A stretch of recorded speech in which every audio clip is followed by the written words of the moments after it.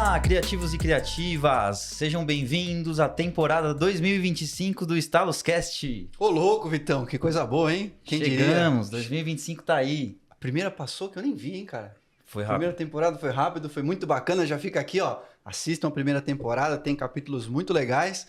E abrindo a primeira temporada com uma pessoa muito especial, né? Um grande amigo seu, não é isso? Um grande amigo, temos aqui muitas informações para trazer na área de tecnologia. Mas antes a gente vai trazer a capivara aqui do nosso convidado. Você vai conhecer ele. Vamos lá, hein? E antes disso, qual que é o nosso tema? É um tema aqui, ó, a gente decidiu agora. Então, é da tecnologia ao Tibete. Acho que ficou bem mais legal, hein, Vitor? Muito top. É bom, né? Eu gostei do... Ter mais cabeças, a gente chega em resultados mais legais. Então, da tecnologia ao Tibete. Quem assistiu o filme 7 anos no Tibete pode ter aí um lampejo de como é que vai Já ser vai esse papo. entendendo sobre o que vai ser. Mas eu vou trazer aqui para você conhecer um pouquinho sobre o nosso convidado, antes de falar quem é. Bora. Ele é arquiteto de soluções, desenvolvedor e especialista em cloud. Ele construiu uma carreira em tecnologia, passando por empresas renomadas como a Amazon, Microsoft, a Red Bull. E ele também participou de startups como a 99 Jobs e a Faz Inova. Em 2024, após a intensa atividade profissional, ele embarcou em um ano sabático, explorando diversos países como Tailândia, China, Camboja, África do Sul e Alemanha, enriquecendo sua visão de mundo e conectando sua trajetória profissional a experiências culturais transformadoras. Tá aqui prometendo um especialista ainda mundial. Então eu quero apresentar aqui para vocês o nosso convidado Rodrigo Guerra. Aplausos Seja bem-vindo. efusivos. Seja bem-vindo, Rodrigo. Pô, obrigado. Muito Bom, muito legal estar aqui com vocês, tá no Stalus Podcast. Muito bom estar aqui com duas pessoas que eu já conheço há quase uma década ou mais de uma década, Muitos né? anos. Então, muito legal ver o podcast crescendo, vocês apostando em ter uma agência, a agência crescendo também por trás verdade. disso, né? Então, eu acho que sempre que a gente fala sobre empreendedorismo, sobre tecnologia, a gente está falando sobre criar novas oportunidades e impactar as pessoas, né? Então, fico muito feliz, muito lisonjeado de ser convidado para estar aqui. Que bacana. E sabe que a Stalos, assim, teve a sua gênese lá no Fase Nova mesmo. Ah, é? Que Lá legal. mesmo, ali eu comecei a entender. Enfim, era um caminho bem mais abrangente. Eu estava ainda encontrando o que eu queria. Mas eu lembro da minha palestra lá de conclusão de curso, que tava o Murilo Gun, aquele figura, né? Sim, Lembra? sim. Wagner de Carvalho, vem! Aí eu fui, falei um pouco do projeto e hoje é uma agência, né? A gente trabalha com design, com produção audiovisual e com marketing digital. A gente tem a gente aplica essas ferramentas no segmento de endomarketing. Então, a gente tem clientes que têm muitos funcionários que precisam de a gente precisa se comunicar bem, né? Com uma empresa que tem, sei lá, mais de 8 mil funcionários. Então, Que legal. um dos braços é o endomarketing. Claro que a gente tem empresa de estética, que a gente também atua, enfim. Então, mas nasceu lá na Fase Nova. Eu tive muito... eu ganhei muito conteúdo, ganhei segurança, né? Quando eu estava pesquisando se eu iria empreender ou não, ali o curso abriu minha mente, me conectou com pessoas que a gente Que legal. não imaginaria que hoje estaria num podcast, Sim, coordenando sim. um podcast. E, né? e até antes, né? A gente se conheceu, somos grandes amigos aí, mas muito antes, né? Eu queria até trazer essa história sua. A gente tem esse quadro inicial, você já pode até trazer sua história em 7 minutos. 7 minutos e valendo. Ixi, então vamos começar lá. Eu acho que sou de São Paulo, né? Sou paulista, meu nome é Rodrigo Guerra. Eu sou de uma família grande e eu acho que eu tenho 2 irmãs mais velhas. E eu acho que isso de ter sempre a casa cheia, para mim, foi uma coisa muito importante na minha criação, assim, sabe? E por eu ser o mais novo e ter 2 irmãs, então... Tudo que eu fazia, às vezes tinha que passar pelo aval delas. Era até Tinha uma engraçado. banca ali, né? Tinha uma banca, assim, né? E aí eu acho que isso me ajudou até a conseguir tomar decisões na vida, sempre pedindo opinião de outras pessoas, né? Minhas irmãs, uma tem 5, outra 7 anos mais velhas do que eu. E aí, é engraçado que pode não parecer tanto tempo, mas ainda mais quando a gente está falando de tecnologia, a visão de uma delas é um pouco mais analógica do que a minha, né? E aí a gente às vezes trocava, ela sempre trazia uma outra visão que era muito diferente da minha, né? Eu sempre gostei muito de tecnologia, eu lembro de ser pequeno e brigar com meus pais e aí tentar provar que eu estava certo numa apresentação de PowerPoint, assim, na 3ª série, alguma coisa assim. Caramba. E aí depois eu fui gostando muito de games E depois eu consegui estudar design de games. Fiz um colegial técnico na FECAP sobre isso. E aí que vocês se conheceram, né? E aí que eu conheci o Vitor, foi muito legal. No auge dos seus... Do auge dos meus 14 anos. 15 anos, por aí, 14, né? 15 Caramba, vocês eram anos. molecão demais. Tem Que bacana. 15 anos, sem querer falar a idade aqui, né? 15 anos Bonde de dos mais amizade. 30 aqui. Mas aí foi super legal esse período, né? E aí, quando você tá jovem, né? Quando você tá no colegial, você acha que você sabe tudo, né? Acho que a juventude tem um pouco dessa ignorância, né? E aí eu já achava que eu ia sair de lá, ia abrir uma empresa, ia dar tudo certo, e em um ano eu ia virar milionário, e aí a vida vai pregando peças na gente, você percebe que Ainda vai forjando, né? não é nada disso que acontece, né? Mas é muito legal. E aí, depois disso, eu acabei tendo uma empresa sobre jogos online. Eu fazia jogos pro Orkut na época, social games pro Orkut. Então, Caramba, que tenho legal. tempo, publicidade. E o que, na época, qual que era a tecnologia que imperava para fazer Então, o gamezinho? Era... é até engraçado isso. A tecnologia era o Flash, que era o Flash. uma tecnologia da época. E até tem uma história engraçada sobre isso, que o Flash foi minha primeira certificação. Então, eu tinha uma certificação que era Flash Acesso a Dados, que era como você podia programar jogos ou programar sistemas dentro do Flash. E era uma certificação, na época, para mim, caríssima. Assim, acho que era R$800, mas para 2009, 2010, era muito caro para mim. Né? E eu lembro que eu guardei um dinheiro, estava fazendo freela de site para conseguir gerar essa certificação. E eu finalmente consegui tirar a certificação. E deu 3 meses que eu tirei a certificação, o Steve Jobs postou uma coisa no site da Apple, você entrava no site da Apple, na página principal, falando que o Flash era inseguro e que ele não deveria funcionar em celulares e que tudo mais. E aí todo o meu período de especificação, tudo que eu estudei, toda certificação, que valia muito, do dia pra noite virou nada. Que baque, assim. né? Imagina, cara. Era macromídia. Era macromídia né? Flash, Aí exatamente. a Adobe comprou o Flash. Aí virou Adobe Flash. Adobe Flash. Isso. E rodava tudo que era site, né? As Mudava animações, tudo, tudo que era... mudava tudo. Tinha empresa de animação que era tudo em Flash.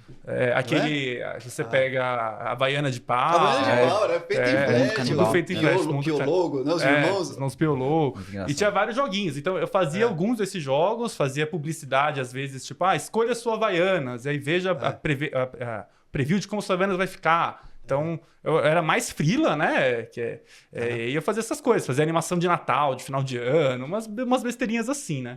Mas foi engraçado como... Eu acho que essa é a primeira grande lição de tecnologia, né? Você tem que ficar esperto, porque tudo que você acha que você sabe... pode do dia para a noite mudar e o profissional de tecnologia, que é um profissional que vai ser perene, é o profissional que consegue se adaptar às novas tecnologias, aos novos formatos, às novas coisas. Com aquela cabeça, como é que você engoliu a frase do Jobs?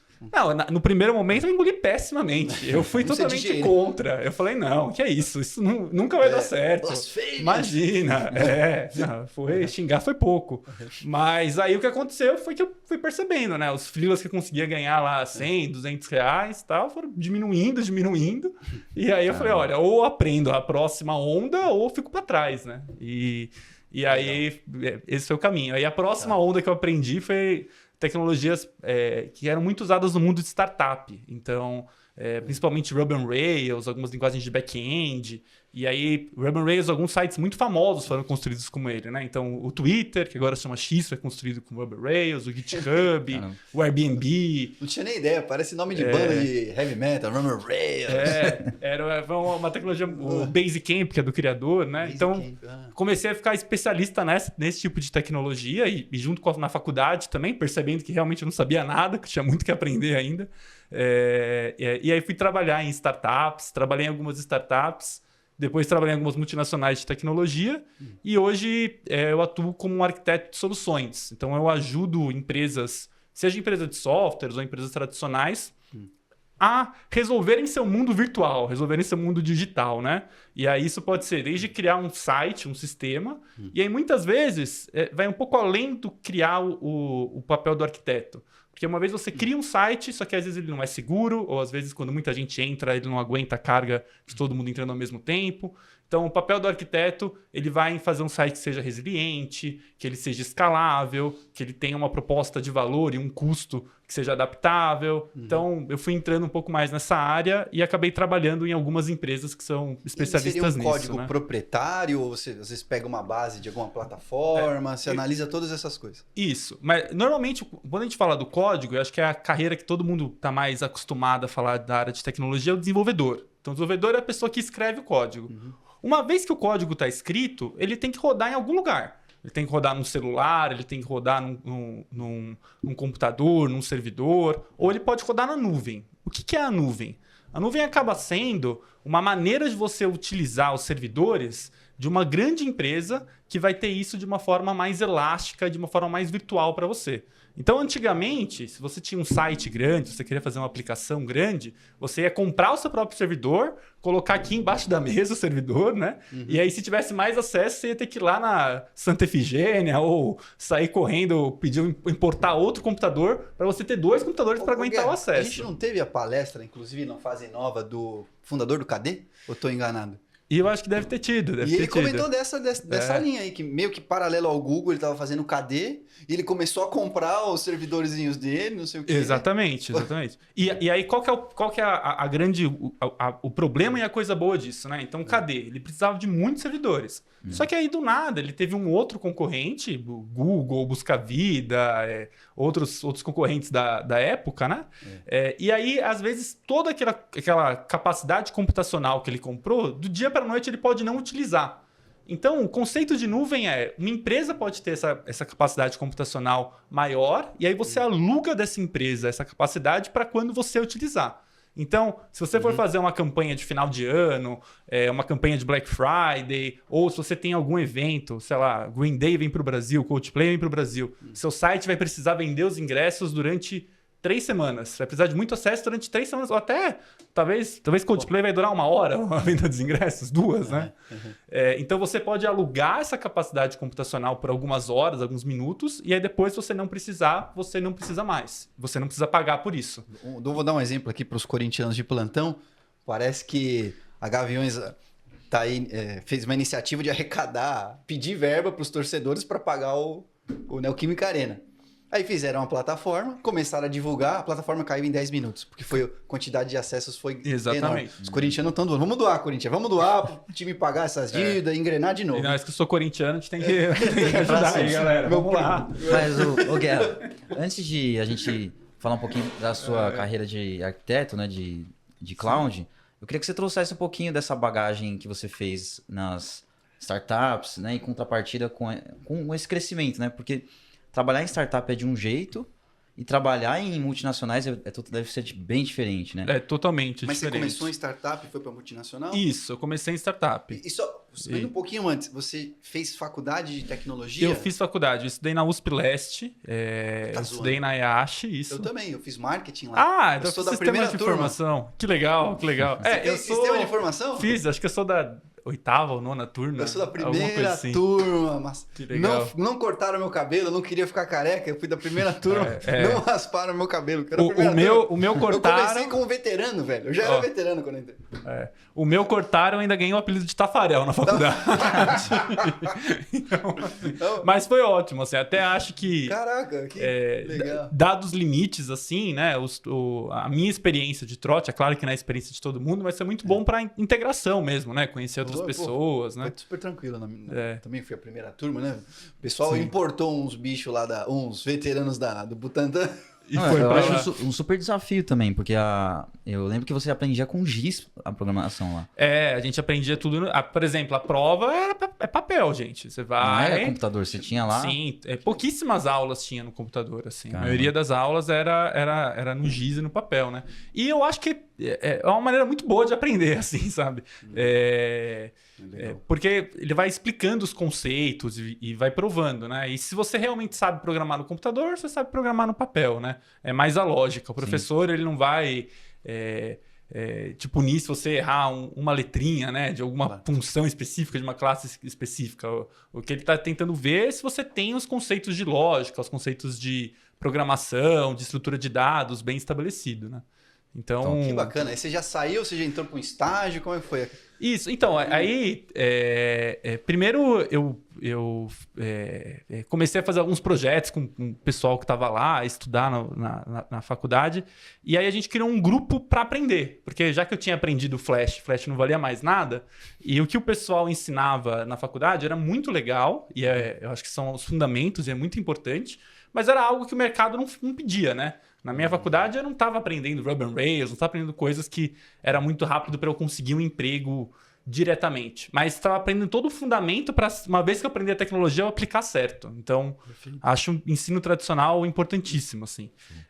E aí a gente juntou um grupo de alunos e começou a fazer uns grupos de estudo, né, para aprender isso. Então, alguém ia lá que tinha criado algum projeto, apresentava, fazia uma semana. E aí, nisso, eu comecei a entrar na incubadora. Então, a gente tinha uma incubadora, né, Ash, que alguns alunos que tentavam abrir empresas ficavam lá. E aí o meu projeto, esse grupo de estudo que chamava WebDev, virou um projeto da incubadora. E aí a gente começou, depois de 1 ano e meio, a ter um pouco mais de estrutura. E aí foi até uma coisa legal, porque a gente abriu essas aulas, que eram às vezes até umas coisas mais práticas para o pessoal criar emprego, para o pessoal da USP e para o pessoal que morava perto da USP Leste. Então, você que fez o Splash, você sabe que tem Jardim Quera Lux, o Quera, né? O famoso Quera. Então a gente abria essas aulas para o pessoal do Quera ir lá ver também. Alguma galera aprendeu como fazer um site simples, compreender HTML, CSS, JavaScript. E aí consegui alguns pequenos empregos. Você teve o ciclo assim. básico também? Tive o ciclo básico Legal também. né? A proposta, né? De estar ali todo mundo por uma mesma bagagem ali cultural para depois ir para a especificidade. E eu acho bem... Isso é uma coisa bem única da USP Leste, que você tem aula com pessoas de outros cursos, né? Então eu tinha amigos que estavam fazendo marketing, turismo... Proposta ótima, né? Hoje, olhando da minha visão agora, né? Foi excelente. Na época eu não tinha todo esse... Não entendia, né, a beleza dessa mistura, né? E até só um detalhe, abrindo aqui. A minha melhor nota em marketing foi em astronomia.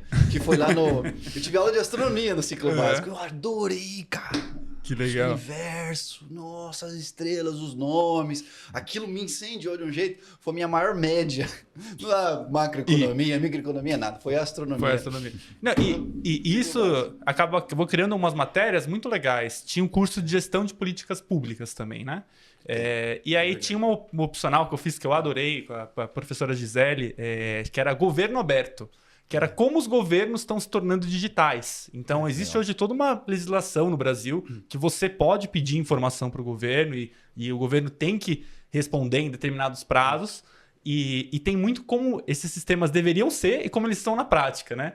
Até quem definiu como esses sistemas devem ser é um pouco da área de arquitetura também. Porque a ideia é que um governo aberto é um governo que qualquer pessoa possa ir lá, acessar os dados, fazer uma pesquisa, conseguir analisar isso e fazer tudo mais. Uma mudança de... Isso. E aí esses detalhes vão entrar desde a maneira que esse dado é entregue. Tipo, tem que tentar entregar o dado de uma maneira que você consiga conectar outros sistemas, por uma API ou por uma outra coisa assim. É um desafio dantesco, né? Sim. E existe a realidade, de né? Governo. A realidade, às vezes, é você pedir algum dado, ainda mais quando era algum dado, às vezes, policial, alguma outra coisa mais tensa. Os caras, às vezes, quando respondiam num PDF fechado, uma coisa super que não era a proposta original, né? Mas é super interessante esses assuntos, né? E como que a cidade e na época tecnologia... já tinha o gov.br já no comecinho, funcionando? Eu acho que tinha. Mas primórdios, né? Eu não vou lembrar o nome disso agora, faz tanto tempo. Mas tinha... acho que chama... Eu não vou lembrar o nome da sigla agora. Mas tem um sistema que toda prefeitura, município, estado tem que ter... que é onde você pede as informações. E aí, nesse sistema, eles vão ter uma data para te responder. E aí, você pode pedir qualquer informação. Você pode falar assim, olha... Orçamento? Orçamento. Ou você pode falar...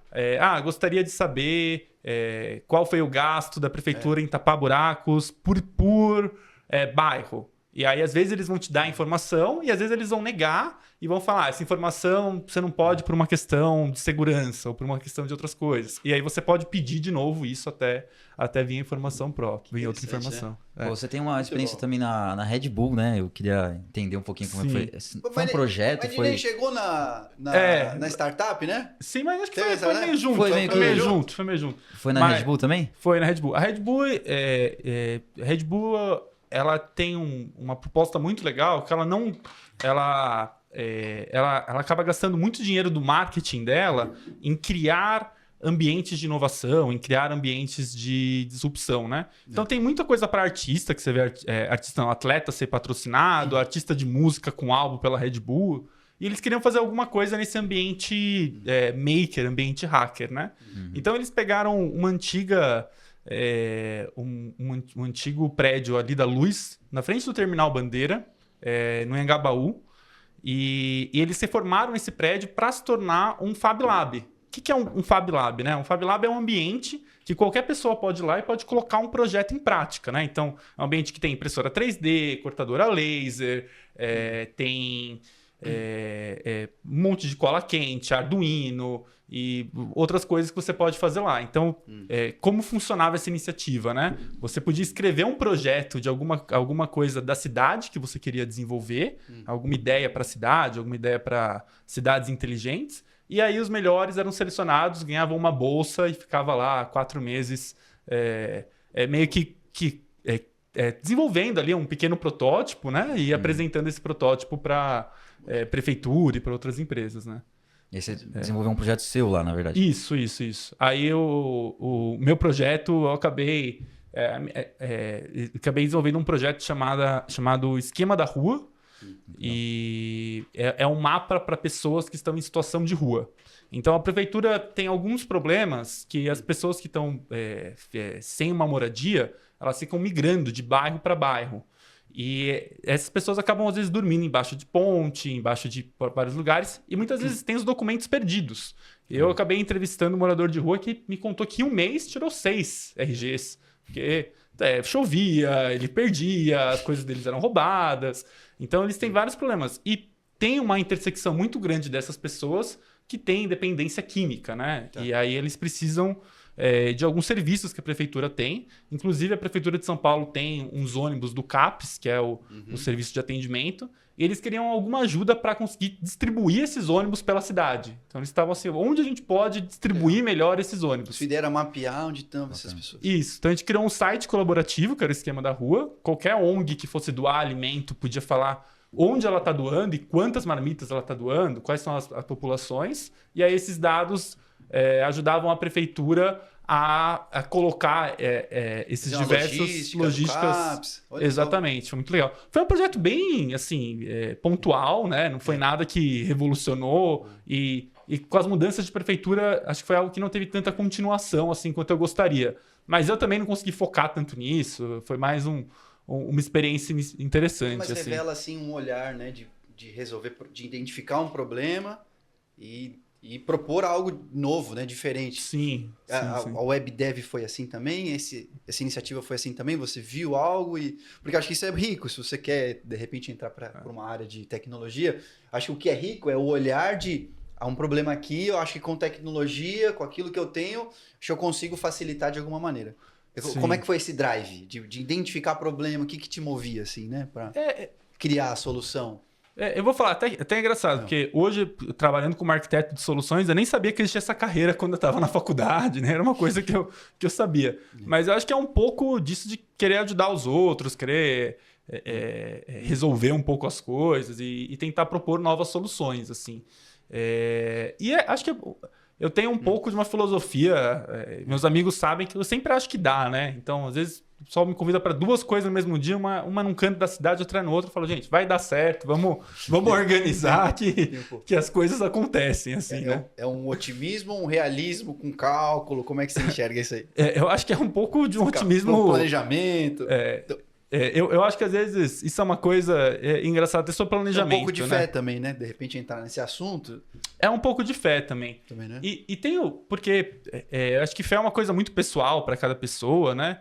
E eu já tive vários momentos sobre religião, sobre coisas que eu acredito, coisas que eu não acredito, em momentos que eu não acreditava em nada, agora eu acredito em algumas coisas.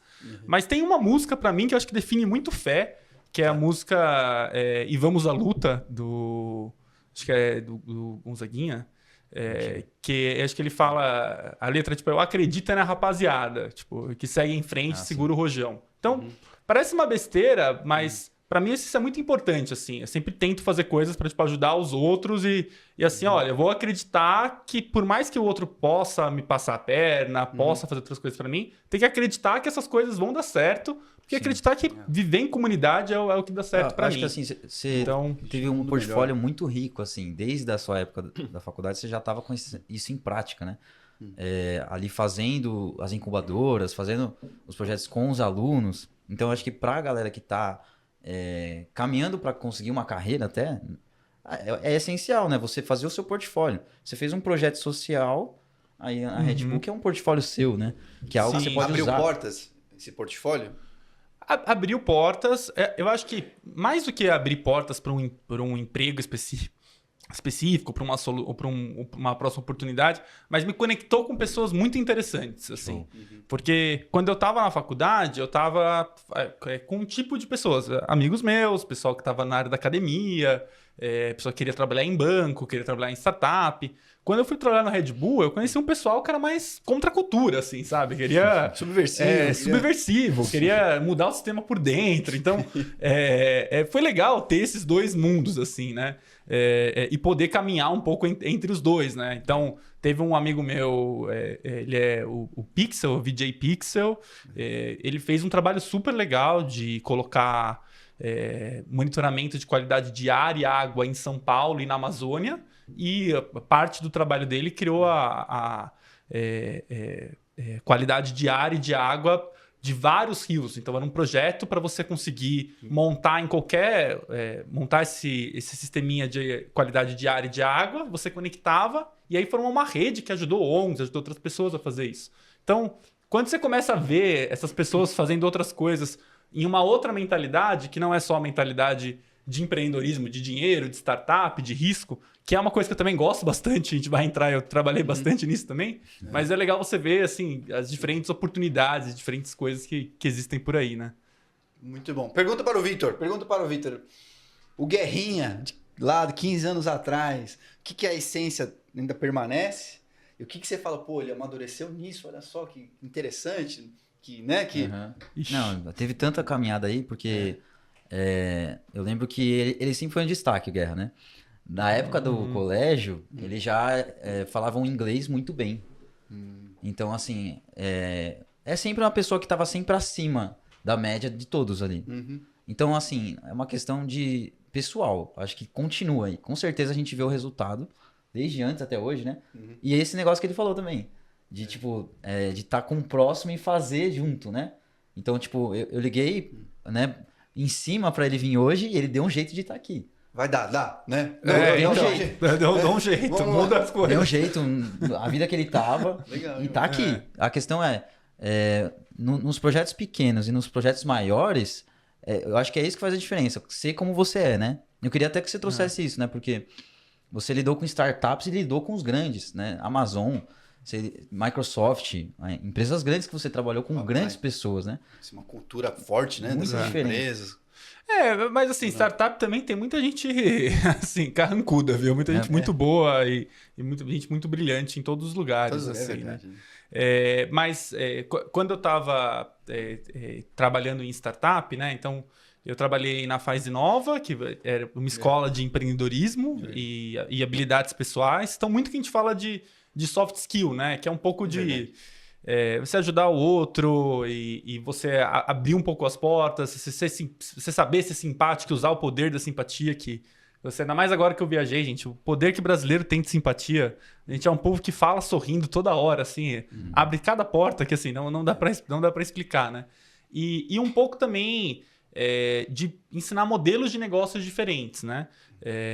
E toda vez que a gente está falando de uma startup, a gente está falando de uma empresa nova, promissora, só que ela ainda não é uma empresa provada. Ela é uma empresa que provavelmente pode não dar certo, startup. E ele tem alto risco e é uma empresa que está procurando um modelo de escala para ser escalável e para você conseguir reproduzir isso. Então, toda empresa que é uma startup, se você for abrir uma padaria pode ser uma startup? Não pode, porque o modelo de negócio é claro. Você vai, faz o pão e vende. Agora, quando a gente fala de um Airbnb, ele está tentando alugar uma casa que não é uma casa dele. Então, é um modelo de negócio um pouco mais complexo. Envolve um marketplace de pessoas que estão alugando e pessoas que querem alugar.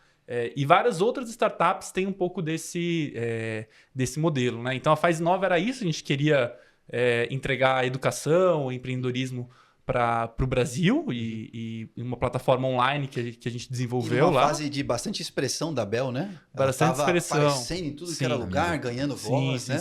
Sim. Era fundada pela Bel PS, né? Que ela estudou nos Estados Unidos e estudou no MIT, e aí depois veio para cá e fundou a Fase Nova. E era uma startup bem legal, e a gente tem várias histórias como a sua, que é muito legal ver que foi impactado positivamente. E era muito legal saber que o site que a gente fazia lá com os cursos, teve um momento que estava com 150 mil usuários, assim, né? E falando apenas em língua portuguesa, falando do nosso... de temas de tentar uma vida melhor, tentar maior educação. Eu sei que hoje, esse papo de coach, de empreendedorismo, tem muita gente que acaba tendo um pé atrás, assim...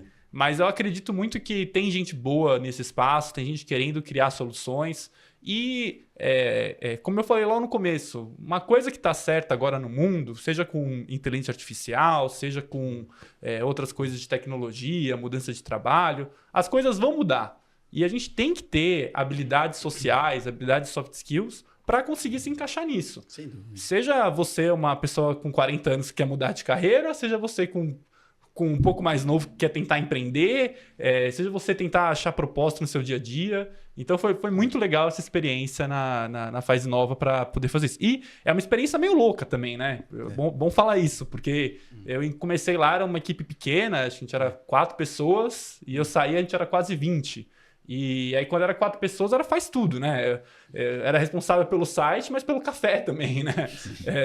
O clima de startup mesmo. Era um pouquinho de tudo, assim, né? E aí, com o tempo, as coisas vão ficando mais estruturadas e é uma loucura, né? Eu lembro que você fazia as reuniões de pé, você ainda faz isso? Eu ainda faço isso. Conversando, mas eu sou muito agitado. Eu fico andando de um lado pro outro, assim. E é um pouco disso. E aí, depois, a outra startup que eu trabalhei, eu fiz um estágio de 1 mês lá, mas é uma proposta muito parecida também, a 99 Jobs, que eles são uma plataforma de emprego, mais focados em programa de trainee e estágio. E a ideia é que você vai preencher um questionário sobre os seus valores, as suas habilidades, e a partir disso, ele vai fazer um match com empresas que têm os mesmos valores que você. Porque hoje em dia, a gente não está trabalhando apenas por dinheiro, né? Lógico que estou falando de um recorte social, tem muita gente que necessita e tal, mas às vezes você quer que o seu trabalho faça um impacto positivo para o mundo, ou que seja ligado com os seus valores. E aí esses valores podem ser desde impacto social, sustentável, ou até valores mais claros, assim. Você quer estar numa empresa, que é uma startup, que você vai trabalhar muito, só que talvez sua vida social e outras coisas não vai estar tanto no equilíbrio quanto você gostaria, ou os seus valores é o quê? Estabilidade, consistência, qualidade, e aí são outros modelos de empresas, outras coisas. Com certeza. E assim... Na prática faz total sentido, não é só na teoria, não. A gente já teve uma designer que passou por lá, muito habilidosa tecnicamente, mas ela não tinha ali a essência que rege, né? A cultura, aquilo que acontece sem você estimular, né? Você via a cultura, o jeitão da empresa. O nosso jeitão ali, você via que, como ela veio de empresas maiores, que tinha era mais estruturada, não, na Stalos, principalmente no começo, você tinha que fazer o café, você tinha que fazer o site, tinha que fazer o KV, e você vê que parece que não dá. Parece que não encaixa, né? Não encaixa. Não, e são habilidades diferentes, né? Tem muita gente que sabe criar processos e sabe escalar processos de maneira linda. Agora, às vezes, numa startup, você precisa de alguém que vai conseguir ser mais flexível e agilizar algumas outras coisas, porque você não vai ter um time grande o suficiente para deixar tudo processual, né? Então, são visões diferentes, habilidades diferentes.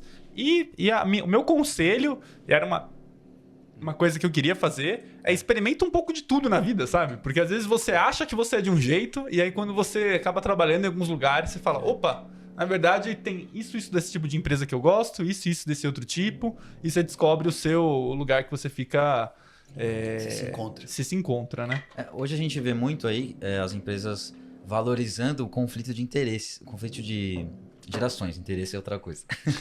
Conflito de gerações, né? Então, valorizando isso, falando que isso é bom, que ter pessoas com idade, ter pessoas ali começando com a tecnologia na mão e tudo mais. E nas empresas grandes, como é que você enxergou esse conflito, né?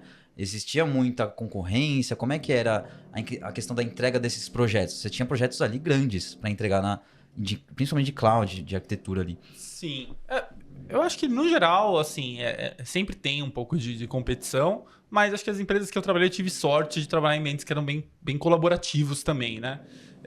Isso de ter diferentes idades é muito interessante, porque eu acho que quem é da geração mais nova, eu acho que até eu me incluo nesse grupo, a gente é um pouco mais ansioso, um pouco mais... quer as coisas um pouco mais rápido, né?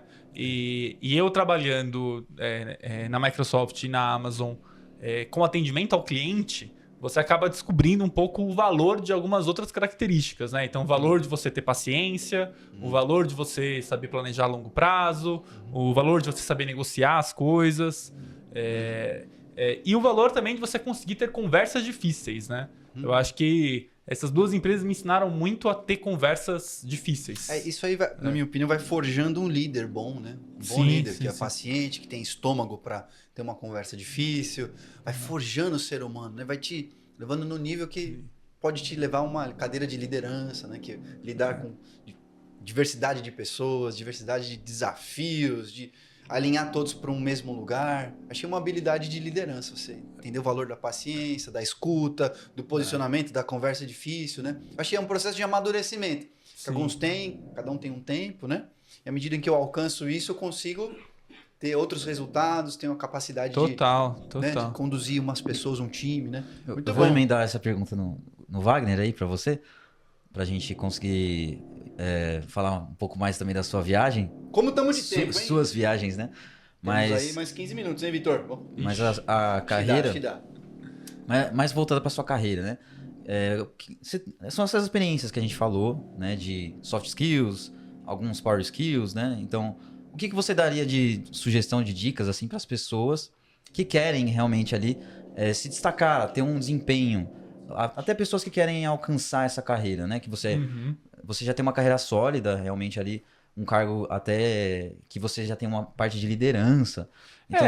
eu acho assim, todo mundo que quer entrar na área de tecnologia, a primeira coisa é você ter uma humildade de saber que as coisas vão mudar, que você não sabe tudo e que é muito importante, se você quer trabalhar com tecnologia, duas coisas eu acho que elas são igualmente importantes. Uma é você saber muito de tecnologia e a segunda é você saber muito de pessoas.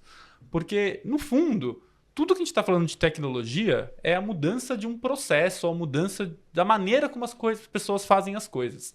E, na maioria das vezes, por incrível que pareça, esse fator das pessoas é o que acaba travando muitas evoluções a acontecer. Então, eu lembro muito, antes da pandemia, né? A gente achava que o mundo ia ser muito diferente, né? A gente não... e muita coisa que eu, como pessoa de tecnologia, achava que ia demorar 10 anos para acontecer, aconteceu em 2. Acelerou bastante. Na nossa área, então, tá absurdo. Absurdo. Você não imaginava que você ia poder ir num restaurante e ter um cardápio virtual. Hoje é uma coisa normal, você pode pagar por Pix. Hoje você para num farol, as pessoas estão pedindo dinheiro por Pix, Verdade. As coisas mudam muito. Então, você ter essa flexibilidade e também você entender que as pessoas que não querem mudar ou as pessoas que estão com dificuldade de mudar, você vai precisar auxiliar elas. E existe uma maneira correta de você auxiliar elas. E você vai auxiliar elas com uma educação, em primeiro lugar. Então, tudo que você aprender vai ficar para você para sempre. Tudo que você conseguir ensinar ao outro vai te ajudar a caminhar para onde você quer ir. Então, educação, acho que é a parte número 1. Tem a ver também com influência, na verdade. Influência, E você saber influenciar os outros sem uma questão de poder, né? Sem você pegar e falar, nossa, você vai fazer isso... Induzir, né? Porque eu tô mandando. Não, mas é porque eu tô entendendo o que você quer e eu acho que esse é o melhor caminho. Mas eu quero ouvir o que você vai falar também pra gente chegar no melhor caminho. Então, pra mim, a educação número 1, você entender os processos, porque às vezes a pessoa sabe o que ela tá querendo, mas ela está travada por algum processo burocrático de uma empresa ou por alguma outra coisa. E às vezes você precisa falar com diferentes pessoas dentro de uma empresa para destravar um processo ou para destravar alguma coisa e realmente efetivar a mudança, né? E por último, a tecnologia em si, né? O conhecimento, você ir atrás disso. E você foi apaixonado, né? Eu acho isso vital, assim. A gente fala, ó, paixão, você enxerga entusiasmo no que você está fazendo, porque você não enxerga, você acha enfadonho. Se eu tenho que te empurrar para abrir um livro, para ler, para assistir um tutorial, talvez você não esteja no lugar certo, né? Porque eu acho que quando a gente tem um entusiasmo por algo, a gente aprende, em todo momento a gente está buscando como fazer melhor, como... Eu acho que é o fator da curiosidade. Se você for genuinamente curioso sobre as coisas, sobre o que você está procurando, o porquê, fica muito mais fácil de você aprender. E no meu trabalho, que é ajudar os outros a construir soluções, eu preciso entender qual é o problema do cara. Então, se eu não for genuinamente curioso, eu não vou entender. Várias vezes... Empático também, né? Empático. Exatamente. Se eu não entender o que ele está falando, por que ele quer isso, eu vou acabar colocando uma solução que não vai fazer sentido para ele. Isso é soft skill. É total soft skill. Não é. Hoje realmente a mente das empresas está o contrato pelo comportamento agora. O técnico a gente pode desenvolver. Está muito arraigado agora virou até um clichê. Contrato pelo comportamento. Depois a técnica a gente desenvolve, né? Sim. Tem que ver se é uma realidade mesmo, mas a visão já está muito difundida nesse sentido. E eu acho que tem hoje na internet, em vários lugares, assim, várias maneiras de você aprender soft skill também, né? Não é um negócio que você nasce com ou nasce sem. Tudo na vida você desenvolve, né? Então, se colocar em situações, assim, de ajudar os outros, de conflito, tentar remediar, seja com amigos, seja com o trabalho da faculdade, seja trabalho de onde for, e aos pouquinhos você vai desenvolvendo isso, né? Tem informações da produção que vamos até 2h20, então... É momento da gente já adentrar na viagem? Na viagem? Outback, que eu tô curioso, hein? Eu tô doido pra saber, porque... E eu quero saber depois da viagem, como que é a relação dele com o trabalho, com o dinheiro, com a vida, né? Como é que isso mexeu, como foi um pouco e como agora você enxerga tudo porque assim, você tava numa carreira, você está numa carreira hoje também, mas na época de 2023 ali, você tava em um segmento ali, crescendo, né? O que te fez decidir, né, mudar e realmente tirar esse ano sabático, Uma boa pergunta para começar. Então, acho que quando deu a pandemia, muita gente precisava trabalhar em casa, precisava trabalhar remoto. E para isso acontecer, vários sistemas que estavam instalados nas empresas foram para a nuvem. E aí a minha área teve um boom espetacular. Coisas que a gente achava que ia demorar muito tempo, foi muito rápido. Mas ao mesmo tempo, eu acabei focando muito a minha vida na área de trabalho e eu acabei perdendo equilíbrio em algumas outras coisas, assim, né? E aí, eu acho que isso somado a eu ter batido 30 anos, assim, eu falei, nossa, acho que se eu tiver essa coragem para parar um ano, viajar um pouco, estudar outras coisas, eu acho que ou vai ser agora ou eu não vou conseguir fazer isso depois, né? Legal. Então, foi uma oportunidade que apareceu, eu me preparei financeiramente, emocionalmente, muito psicólogo também para conseguir entender se era realmente isso que eu queria, porque você sempre tem um receio se você vai conseguir se recolocar no mercado, o que vai acontecer, mas ao mesmo tempo eu sabia que tinha alguns lugares do mundo que seria impossível explorar numa viagem de férias, assim, né? Tinha algumas outras coisas que eu queria aprender que seria impossível fazer isso. E eu conhecia já algumas pessoas que fizeram sabático e aí eu falei, olha, acho que agora é a hora, né? E aí deixei de trabalhar em 2023 e fiquei 1 ano e 2 meses sem trabalhar. E aí foi diversos períodos diferentes do sabático, né? Acho que o primeiro eu tinha alguns projetos pessoais, algumas coisas a ver com games, algumas ideias que eu queria tentar desenvolver. E aí foi muito legal começar a tentar desenvolver isso, mas aí também eu caí eu estava muito cansado do trabalho, aí eu caí numa outra parte de trabalhar demais de novo, né? Assim, uma coisa minha. Então foi engraçado, que no começo do meu sabático foi bem trabalhoso. Bem trabalhoso, assim, né? E aí depois eu resolvi, não, peraí, eu vou pisar no freio e vou fazer algumas outras coisas. E aí eu comecei a viajar, e aí foi bem legal, assim. Esse roteiro, você teve algum mentor, alguém falou... que trilhou isso, que te inspirou? A minha irmã, ela tirou um ano sabático também, então conversei bastante com ela. Legal.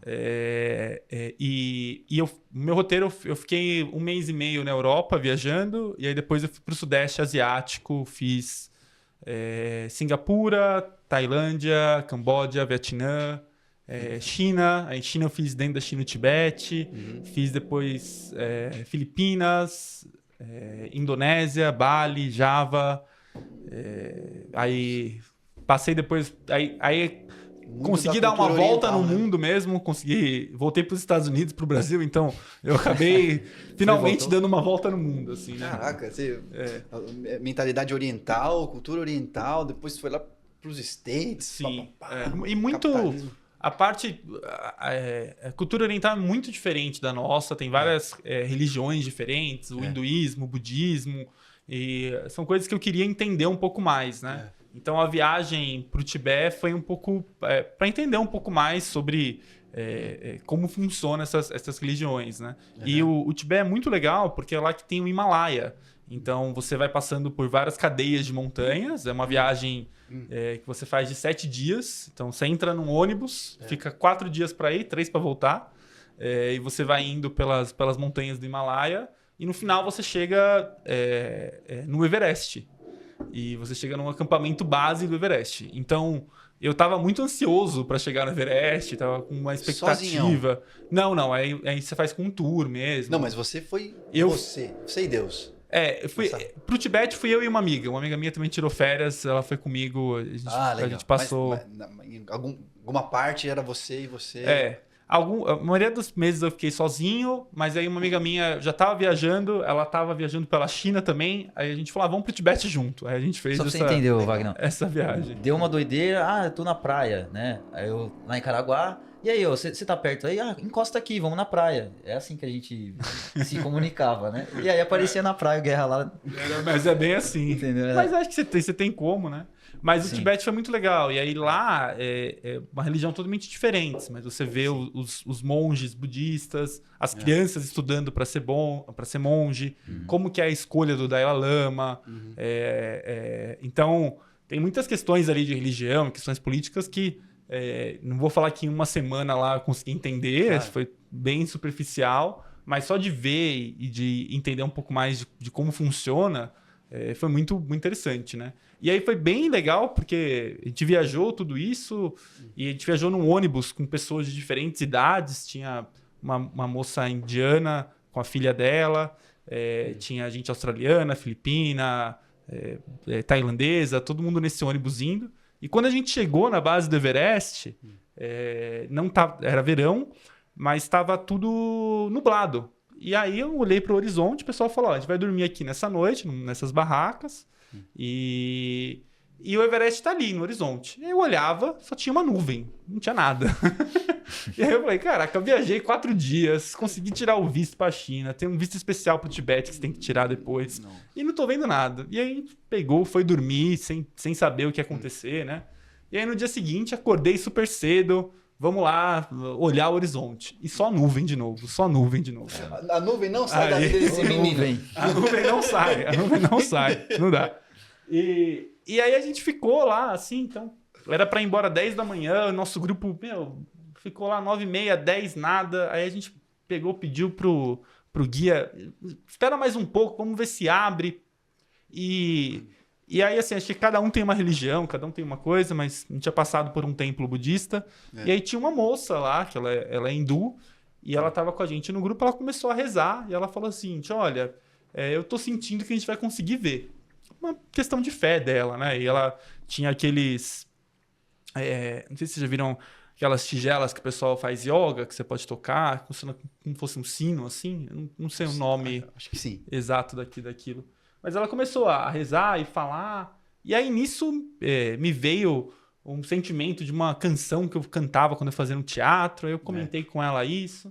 E ela pegou e falou assim pra mim, olha, talvez não vai acreditar nisso, mas você vai ver a face de um deus hindu na montanha.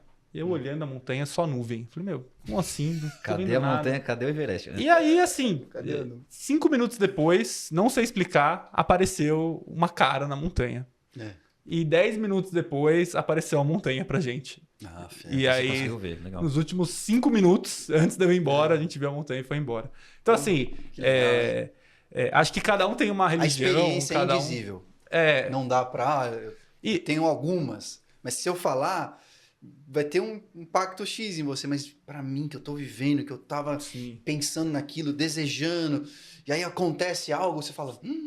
Nossa, é algo que marca profundamente. Né? Então, Que legal, acho que sua experiência de fé, essa experiência de fé é valiosíssima, né? Ver que não está muito na mão da... Não é só a lógica, a mente. Existe algo metafísico, tem algo porque subjaz tudo, tem algo. E assim, pelo amor de Deus. E até, se você, tem gente que acredita, gente que não acredita, e tudo bem, assim, acho que o ponto não é esse. Mas eu acho que, seja você não acreditando, você ter fé de, pô, vamos ficar aqui mais um pouco, falar com o guia para tentar estender mais 2 horas, ficar esperando até o último momento. Então, eu não sei se a minha fé foi tipo, ó, vou tentar ficar o máximo possível, porque eu sei que meio-dia o sol é maior, ou se foi a fé religiosa dessa moça indiana que estava rezando, ou alguma outra coisa. Mas seja o que for, assim, o que você acredita, seja na lógica ou na fé de alguma religião, tente. Eu acho que isso é a parte mais importante, sabe? Faça de tudo para tentar. Acredite em suas ideias, Olha, então. Acredite. Slogan. Acredita. Acredite. Mas você viveu ali, acho que eu liguei pra você assim no meio do trabalho, uma semana aí atrás, e você tava, eu tô aqui vendo uns pássaros aí, não lembro onde que era que você falou. Eu acho que acho que foi no Vietnã, não sei. Vietnã? Acho que foi. Aí você tava me falando que tava vivendo alguns perrengues, né? Eu queria entender um pouquinho isso, né? Porque tem a parte legal, né? Deve ter E tem a parte que você... brotado perrengue, né? Não, viajar é só perrengue, assim. Por mais que você se prepare, assim, tudo que você quiser, história pra perrengue, seja de perder chave, ter carteira roubada, ter... você reservar um hotel, aí você chegar lá, o hotel não existe mais. Então, assim, tem história pra tudo quanto é lado, né? Mas acho que uma coisa que é interessante do sabático, que é um pouco da viagem, é que eu sentia que eu estava num tempo diferente. Então, eu tive muita sorte que a maioria dos países que eu fui tinha internet boa, eu conseguia conversar com as pessoas, mas era muito difícil explicar o que estava acontecendo. Porque, às vezes eu falava, nossa, tô ferrado, o hotel que eu ia ficar fechou, eu não vou ter onde dormir essa noite, preciso achar um lugar para dormir. Só que aí, um dia depois, eu tava vendo uma maravilha, um ponto turístico que eu queria ver muito.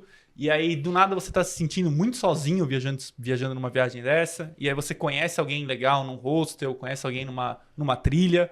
E aí essas pessoas acabam virando quase uma relação de família com você por 4, 5 dias. Aí depois essa pessoa vai embora pra vida dela e você fica sozinho de novo. Então, era uma coisa que às vezes eu falava com algumas pessoas, putz, hoje tá difícil porque eu tô num país novo, que eu não entendo a língua, que eu ainda não me acostumei com como custa o dinheiro, não fiz amigos ainda. Mas se eu fosse olhar na semana, aconteceu tanta coisa em tanto pouco tempo, assim. Então, eu acho que isso é uma coisa que eu percebi do sabático, que é uma coisa muito valiosa, né? E pode servir tanto para você viajando, ou você aqui, se você tirar um tempo mesmo para aprender uma nova habilidade, para se conectar com alguém da sua família, para alguma outra coisa. Que quando você está focado em algo, o tempo passa de uma maneira totalmente diferente. E só você vai conseguir entender o que é aquele tempo. Porque, às vezes, o perrengue, que às vezes falava, nossa, tá durando muito, às vezes era um perrengue de 2 dias. E aí, às vezes, você tinha uma semana maravilhosa, e aí, depois uma depressão muito grande, depois uma felicidade muito grande. Então, é engraçado. E eu acho que isso acaba criando uma resiliência, né? E eu acho que essa resiliência é tanto de resolver problemas práticos, de planejamento, do que você tem que fazer, qualquer ordem dos países, qualquer ordem dos passeios, como você vai economizar, esse tipo de coisa. Quanto também uma habilidade de se conectar com as pessoas, né? Porque seja na China, que ninguém falava inglês, que as pessoas comunicavam comigo só por mensagem, eles escreviam em chinês, aí traduzia em inglês, eu tinha que ficar mostrando o smartphone toda hora para me comunicar. Eu aprendi que eu tenho essa habilidade de me conectar com pessoas, seja para pedir ajuda, para pedir conselho, para fazer alguma trilha junto. E eu acho que a vida e o sabático é muito sobre isso, sobre encaminhar, andar com as pessoas. Né? Uma coisa que me surgiu. Você foi nesse sabático com alguma resposta, em busca de alguma resposta, do tipo, poxa, será que há algo sagrado por trás de tudo isso?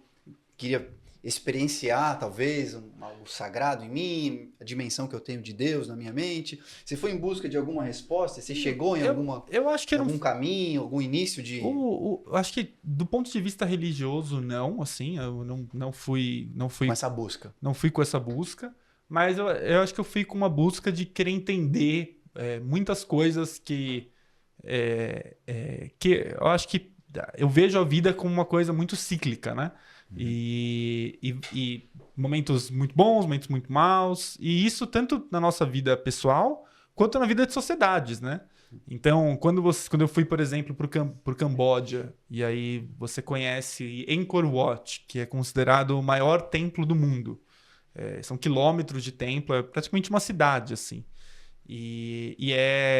Foi criado pelo Império Khmer, que foi um império que existiu de 800 a 1400 depois de Cristo, assim. E esse império ele ficou totalmente... Ele teve o auge dele, ele teve alguns modelos de irrigação únicos, e depois ele caiu numa ruína. Seja porque foi a ruína, e ele ficou desconhecido pela nossa população, pelo nosso conhecimento, por 400 anos. E depois a gente foi redescobrir isso agora, no final final de 1800. Então, eu acho que isso é uma coisa que eu tenho muito interesse, assim, entender que a vida é muito cíclica, as nossas sociedades às vezes são cíclicas, e entender assim, o que faz com uma sociedade vá para a ruína, seja o ego, seja alguma condição climática, seja o que for, e como que as coisas são assim, né? E quando você vai muito para a Europa, né? Tem um monte de museu falando sobre as guerras mundiais, você ir para o Vietnã e entender um pouco mais sobre a guerra do Vietnã e depois as guerras que eles tiveram ali no Sudeste Asiático. Então, eu acho que eu saio dessa viagem me sentindo um conhecedor um pouquinho maior do mundo, assim, e das tensões entre os países e dessas relações. E mesmo assim, eu ainda saio olhando pessoas que têm uma cultura totalmente diferente de mim, mas eu olho para ela e falo, pô, no final é bem parecido, né? No final é todo mundo ser humano, todo mundo querendo o bem para sua família, querendo o bem para sua sociedade, querendo suas coisas. Então, engraçado você ver como diferentes sociedades, diferentes religiões, diferentes culturas acabam querendo a mesma coisa, né? Show. Chegamos aqui no finalmente do nosso Establoscast. Muito bom. Tá um gostinho de quero mais aqui, o Guerra. Mas a gente tem um quadro final no Establoscast que é para você trazer uma mensagem, né? Para o nosso público. Então, é uma mensagem que você pode trazer no sentido de tecnologia, que você tem a galera que ali como influência, para crescer numa carreira, para entender ali como ela pode se posicionar mediante essa evolução absurda, né, que a gente vê aí de tecnologia. E também para a pessoa que quer realmente ter essa disrupção. Às vezes a gente não consegue parar, se planejar e fazer uma viagem para a praia. Muito menos, às vezes, fazer um sabático, algo do tipo. Mas, independente desses níveis de pessoas, né? Existem pessoas que têm condição, que não têm. Sim. A questão é mais para acreditar em suas ideias. É isso que é o nosso quadro, né? Você trazer para esse... Aí tem... Pode falar até direto se você quiser, mas é uma mensagem específica sua, que você traz de tudo que você vivenciou aí. Tá, acho que primeiro... deixa eu pensar. Não, mas acho que a mensagem que eu queria deixar aqui é mais que acredite no seu potencial e acredite que você pode levar outras pessoas com você, né? Muitas vezes a gente tem uma amizade distante, tem às vezes uma pessoa que você não conversa, a vida vai levando, e às vezes você deixa de mandar uma mensagem, deixa de se conectar com a pessoa. Acho que sempre faça esse esforço para tentar se conectar com as pessoas. No fundo, a vida vai tomando outros caminhos, mas se você teve uma história legal com alguém, a pessoa vai querer continuar. Então, faça esse esforço de fazer coisas pela comunidade, que a comunidade vai devolver para você. Acho que essa que seria a minha mensagem. Acho que continuar esse relacionamento, né? Porque a gente, às vezes, não alimenta, né?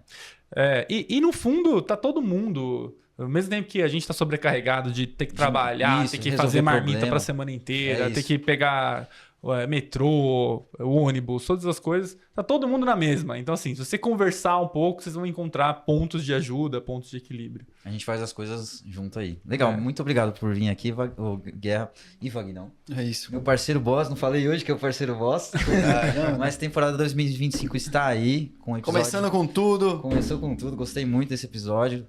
Muito prazer rever de novo e vamos continuar aí. nos vendo aí em mais. Eu espero que a sua carreira aí deslanche mais e mais. Você tem novos Isso aí. desafios aí pela frente. Votos de um novo Que horizonte. Deus abençoe sua vida. Vindo aí pra você, Pô, obrigado. mais conectado, mais Isso. integrado. Obrigado. Que alegria esse papo. Muito Guerra. legal estar aqui. É um prazer falar com vocês. E legal saber que tem esses espaços, né? Espero que o pessoal aí aproveite também esse papo nosso e qualquer coisa, tô por aqui. É isso aí, Obrigado. turma. Obrigado, Obrigado, gente. Até o pessoal. próximo. Valeu. Até mais.